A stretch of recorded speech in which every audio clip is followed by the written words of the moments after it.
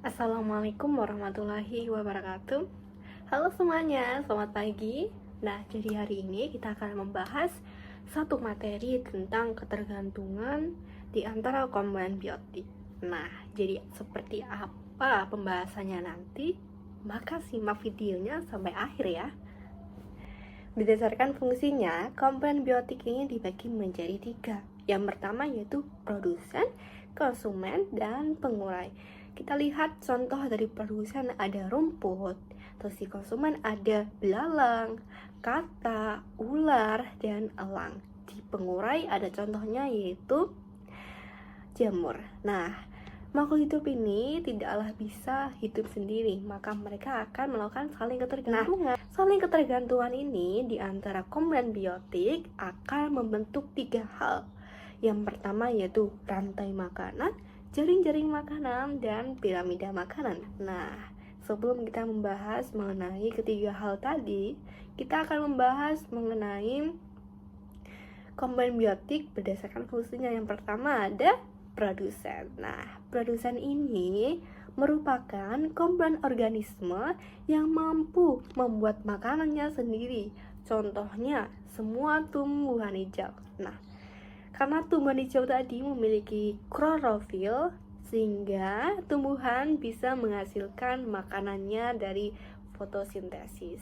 Kita lihat dari contoh fotosintesis, ada CO2 atau karbon dioksida yang diserap oleh tumbuhan beserta mineral yang ada di tanah dengan dibantu oleh matahari, sehingga akan menghasilkan O2 atau oksigen dan sugar atau gula, sehingga produsen bisa menghasilkan makanannya sendiri. Nah, yang kedua yaitu konsumen, merupakan makhluk hidup yang bergantung pada makhluk hidup lainnya, karena dia itu tidak bisa memproduksi makanannya sendiri seperti halnya tumbuhan atau produsen, atau bisa kita sebut sebagai organisme yang memakan organisme lain.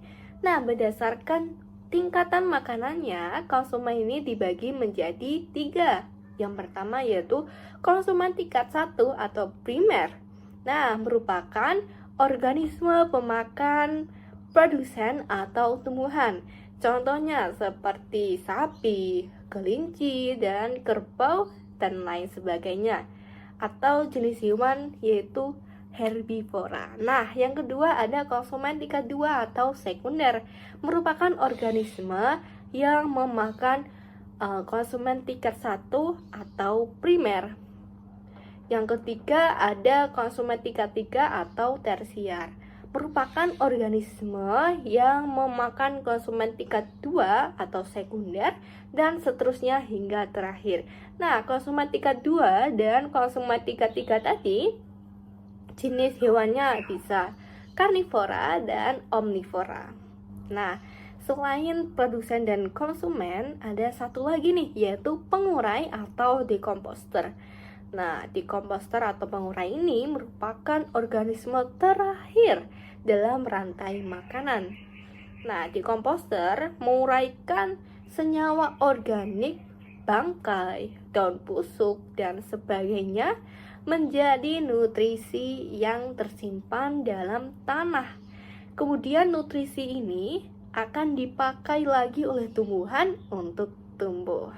Nah, contohnya kita lihat ada jamur, bakteri, dan cacing tanah. Nah, akhirnya kita menuju ke rantai makanan. Proses perpindahan materi dan energi melalui peristiwa makan dan dimakan yang membentuk sebuah rangkaian tertentu disebut rantai makanan. Kita lihat contohnya. Ada paling awal ada rumput. Rumput nantinya akan dimakan oleh belalang, belalang dimakan oleh kata, dan kata dimakan oleh ular. Nah, ketika ular ini mati, maka akan diuraikan oleh jamur. Nah, jamur ini nanti, bangkai ular tadi nantinya akan diubah menjadi sebuah nutrisi. Nah, nutrisi tersebut nantinya akan digunakan oleh tumbuhan untuk hidup atau bertumbuh. Selanjutnya ada jaring-jaring makanan. Kita lihat contohnya dari sawi dimakan oleh ular. Nah, sawi pun juga dimakan oleh belalang. Sawi pun juga dimakan oleh tikus. Nah, selanjutnya ada rumput. Rumput dimakan oleh ulat dimakan oleh burung pipit. Nah, burung pipit dimakan oleh elang. Kembali lagi ke sawi tadi kan dimakan oleh belalang bisa dimakan oleh burung pipit, juga bisa dimakan oleh katak. Nah, katak ini bisa dimakan oleh ular bisa dimakan oleh elang. Nah, kita kembali lagi, ada sawi nanti dimakan oleh tikus bisa dimakan oleh ular bisa dimakan oleh elang. Nah, yang terakhir elang ini jadi ketika mati nanti seperti halnya di rantai makanan tadi, maka akan diubah menjadi sebuah nutrisi dalam tanah. Nantinya akan digunakan lagi oleh sawi atau rumput untuk bertumbuh. Nah, jadi sehingga dalam suatu ekosistem tidak hanya terdapat satu rantai makanan saja, tetapi banyak bentuk rantai makanan. Nah, rantai-rantai makanan yang saling berhubungan antara satu dengan yang lain disebut jaring-jaring makanan. Nah, jika kita menemukan sebuah soal seperti ini, apa yang terjadi jika populasi tikus mati atau punah? Maka kita lihat nih, jika tikus mati, maka yang akan dirugikan adalah ular dan elang, karena tikus dimakan oleh ular dan elang. Dan yang diuntungkan adalah padi. Nah, jadi jawabannya adalah maka populasi ular dan elang akan berkurang, sedangkan populasi tumbuhan atau padi ini akan meningkat. Nah, selanjutnya ada piramida makanan. Piramida ini merupakan atau menggambarkan jalur alur energi yang ada pada suatu ekosistem.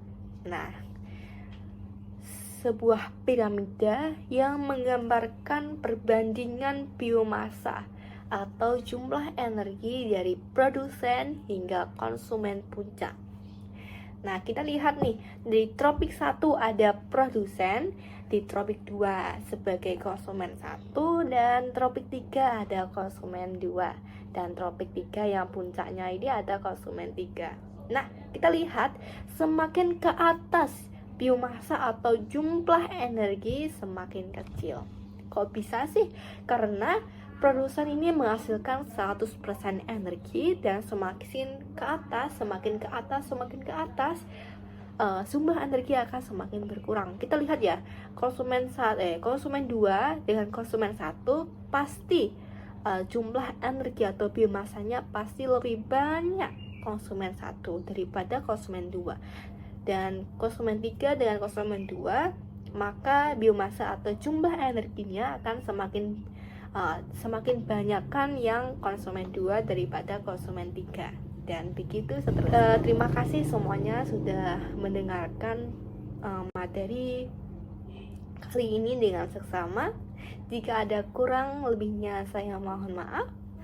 Bye bye semuanya. Wassalamualaikum warahmatullahi wabarakatuh.